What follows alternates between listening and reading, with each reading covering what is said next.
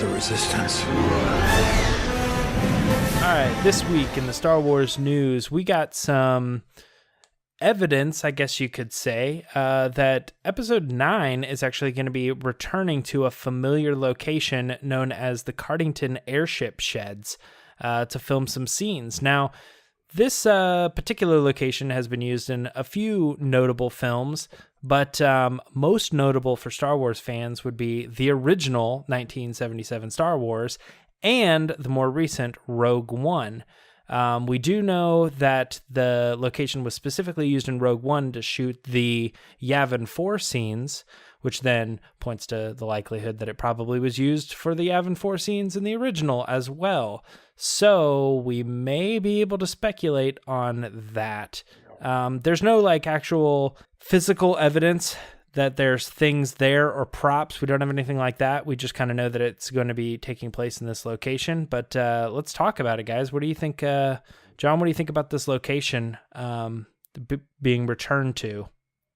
It's, I guess, familiar territory. On the face value, it doesn't seem like that big of a deal because you're like you've been saying, there's no physical evidence there yet. But someone had messaged us directly who knew one of our writers, Patrick, and he kind of shed light on it that he heard from multiple people that it is going to be happening, and he heard it from several people who don't know each other. So that's always a good sign. But from there, I don't think, J.J. Abrams is a tricky dude. It doesn't necessarily mean that we're going back to Yavin. It could, because these air sheds are gigantic. The entire cityscape of the Narrows for Batman Begins was created inside the shed that they're going to be filming for Episode 9. So you got think about that, right? The Fantastic Beasts had building city setups inside there. Dozens of movies have filmed there. So take that into consideration as well. It doesn't just have to be for a Yavin 4 type of thing. Sure. And also inside the shed protects you from, people in far away with high-speed cameras trying to sneak shots of X-Wings and stuff. It's a good way to shield yourself by being enclosed in those sheds as well. I guarantee that's JJ's first thing when he sits down planning. He's like, where can we go that nobody can see anything? Because of what happened, all those shots we saw on the Resistance base on Episode 7, I remember seeing the Falcon and seeing the X-Wing. People oh, the Falcon's definitely back. Yeah, because they couldn't hide it, yeah. So the way I look at it is JJ may be doing this thing where he's all right, so let's go back to this old location, but we'll film it for something completely different and just kind of wink at people and be I know what's going on. I know what you guys are trying to do. That's my take on it. But either way, it's cool to see that they're going back OG style to round out this saga. So Lacey, do you agree with John? Do you think that that's likely that he's, in fact, not shooting Yavin 4 scenes there and he's just trying to mess with the fans a little? I don't think he's necessarily messing with people, but being secretive, that's JJ's calling card. He loves keeping things close. I mean, we talked about this early on when I started the podcast where he gave fake leaks to all the actors and he knew if something got out into the news, who said it. It's such a Jack Nicholson, The Departed move, Yeah. I can't see, I don't know if they'd go back to Yavin 4, so I can't see that happening, but I could see him using something that's covered so people can't see anything. I mean, things are going to leak no matter what. I mean, look at Solo, stuff leaked off that set too. Sure. But yeah, I don't know if he's tricking people. I think he's just being secretive. He's just being JJ. So when you read about this location in particular, they said that it's been used to, John, you were saying, for everything from large, cityscapes and things like that, to, they also said, green screen and reshoot stuff. You know what I mean? Because it's very capable of housing all that stuff as well. Now, I don't think that means that that he would choose that location specifically for those reasons, because I think at this point in the game, they plan on doing everything probably, or most things practical. You know what I mean? I think going back to this location right now would be for green screen stuff would be a last resort. We always got that really cool place that lets us do the green screen stuff and it always works really well. But I think at this point in the game, if they're planning to go there, it's not necessarily for the reshoots, although it could, because they plan ahead their reshoots. But no, I think this is. I think it would be cool to see Yavin. I think you want to go back to Yavin. I mean, I don't necessarily want to go back to Yavin, but you lay it out like the original Star Wars was filmed here, and then they went back to this location to film the Yavin scenes for Rogue One just because it felt right and that worked out. So if he plans to go to Yavin, it's like, I don't know, it just feels like, and I don't know if there's like already props built there, maybe. Right. Like kind of already a set that's like in a locker somewhere, you know? So they're saying if we want to go back, like we have everything already set up, built, and it's good to go. And that's probably the cheapest, most affordable way to recreate what you're picturing, JJ. Is it important that we go back to that planet? Yes. All right, let's do it. Let's lock in that location now. And like I said, it's all speculation. They did say that this movie was... Yeah, they did say that this movie was going to bring it all full circle, so it is possible. I want Naboo over Yavin.